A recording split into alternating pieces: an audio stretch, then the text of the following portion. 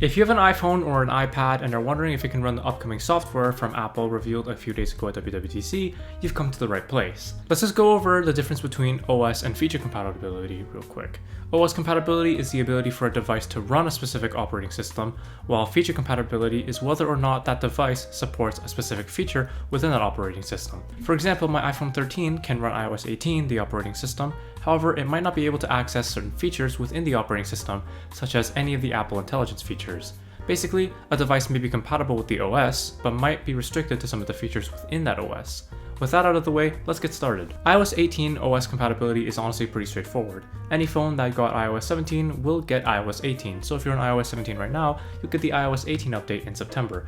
Pretty sweet. Here's a full list of devices that are supported on iOS 18, by the way. As you can see, it's every iPhone from the iPhone XS and newer, but again, if your device ran iOS 17, it'll run iOS 18. It's a bit different for iPadOS 18. Apple actually dropped some iPads from the mix. The iPad Pro 10.5 inch will not get iPadOS 18, and the second gen iPad Pro 12.9 inch got dropped too. All 11 inch iPad Pros are supported on iPadOS 18, as well as the new iPad Pros with the M4 chip, of course. All iPad Airs that run iPadOS 17 will get iPadOS 18, so that's 3rd generation or later. The 6th generation iPad, just the standard one from 2018, got dropped, so it will not get iPadOS 18, and all iPad minis that had iPadOS 17 will get iPadOS 18, so that's the 5th generation and later. Again, here's the full list, feel free to pause it.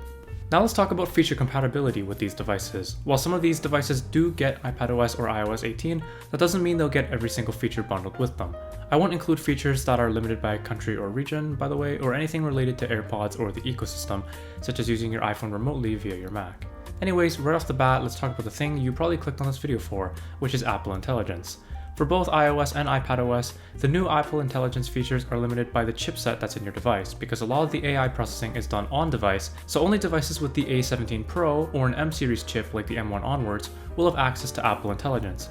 This is probably due to RAM limitations, since all of the devices that support Apple Intelligence have at least 8 gigs of RAM. This means that only the iPhone 15 Pro and Pro Max will have any of the new AI features, since they're the only iPhones with the A17 Pro chip. On the iPad side, no regular base iPad or any iPad mini will get Apple Intelligence, since none of them have the M series chip.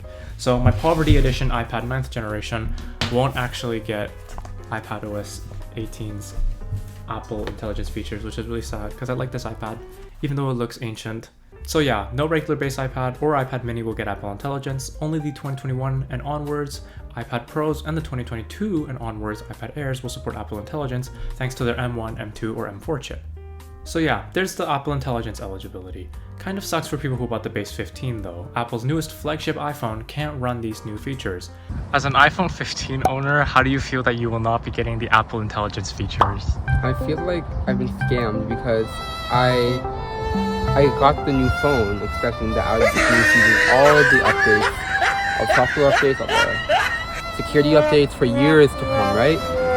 But if my phone, which is the newest generation, the most recent generation, even if it is a standard model, doesn't get the Apple Intelligence feature, then why did I really spend like $1,500 on my phone when I could have just gotten anything below it and gotten the same experience? Hopefully there's enough pressure from the public, then they'll end up finding some way to expand at least some of the features down to older models. My iPhone 13, while it's almost 3 years old, isn't that behind if you think about it. It's only 2 generations behind and has plenty of life in it. I'm coping really hard right now, cope maxing. So that's the main feature that will be missing from some iPhone and iPad models. However, there's some other features that will be missing from certain iPhone and iPad models that will be available on others. Starting off with iPhone, messages via satellite are only available on iPhones 14 and later. But if you need messages that badly, what are you, chronically online? Live audio transcription in Apple Notes, which I don't remember Apple mentioning in the keynote, is only available on the iPhone 12 and later. In the Apple TV app, there's a feature called Enhanced Dialogue that lets you hear what's being said on screen better, and it's available on iPhone 11 and later, so if you're one of the 3 people who uses Apple TV, that's cool, I guess. In the Apple Home app, there's a new hands-free unlock feature where you can unlock a door that has a smart lock just by having your iPhone or Apple Watch nearby, which you'll need an iPhone 11 or later to use because those are the devices with the ultra-wideband chip.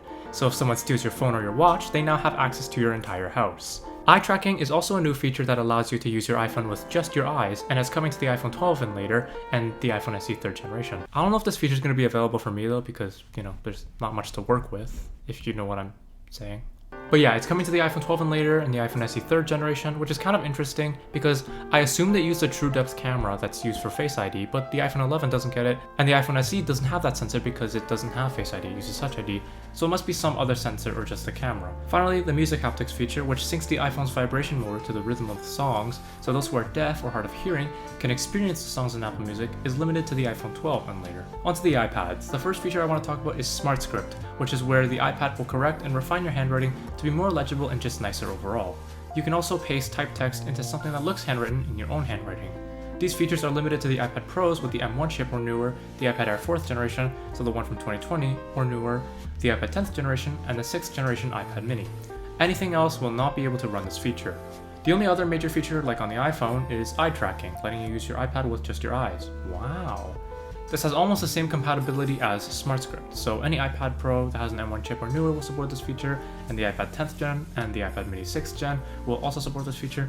The iPad Air 3rd gen and later will also support eye tracking, which is a bit weird, because the iPad Air 3rd gen just has a regular A12 chip in it and nothing else. There's no Face ID sensors or anything. It only has 3 gigs of RAM too, so you can't really blame it on it not having enough RAM, so there shouldn't be any reason for the 2020 iPad Pro with the A12Z to support this feature. It's an objectively better tablet in every regard. But no, it's limited to just the M1 iPad Pros now. So a flagship iPad from 2020 can't run the feature, but a mid-tier iPad from 2019 can. And if the A12 iPad Air can run eye tracking, why can't my iPad 9th gen from 2021, the Poverty Edition, with an A13 chip support it? It's got the same amount of RAM and a better chipset, so why don't I get eye tracking? Anyways, that's all for today. What device do you have, and can you run all the new features? Let us know down in the comment section below. If you found this video helpful, I'd appreciate it if you liked and subscribed. It would really help the channel grow. Alright, be awesome and stay techie. Good morning. My fish tank's filter is hooked up to a smart plug, right? But it's constantly turning on and off. Listen.